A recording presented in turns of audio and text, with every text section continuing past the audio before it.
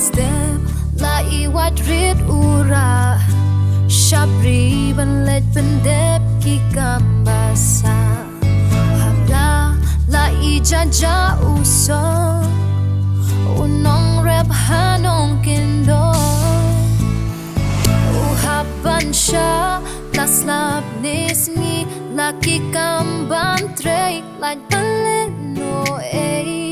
Kadon ka od Kadon ka thong La day happen thakba Nila day halom Halente Isaw samoy Lumaki uba Shaling kapan boy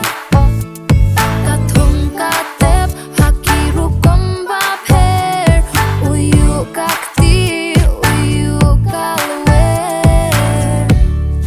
Du-du-du-du-du Unong rep hanong kindong Du-du-du-du-du Unong rep hanong kindong Hala itra parit usa Omdan jingkuslay halam marway Step kumju lawat ura Shaling ka ban letray Uhaban siya Naslap nismi Laki kamban tray Like baleno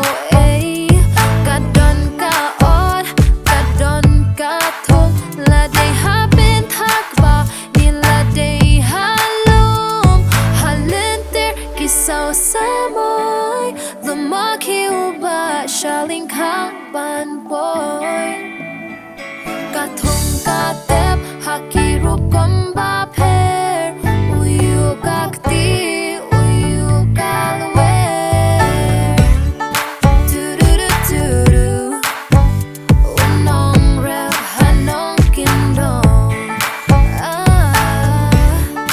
Du-du-du-du-du Unong rep hanong kindong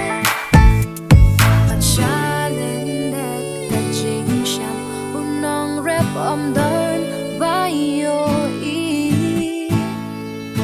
Lay ha pasyak nyon Kathit kasi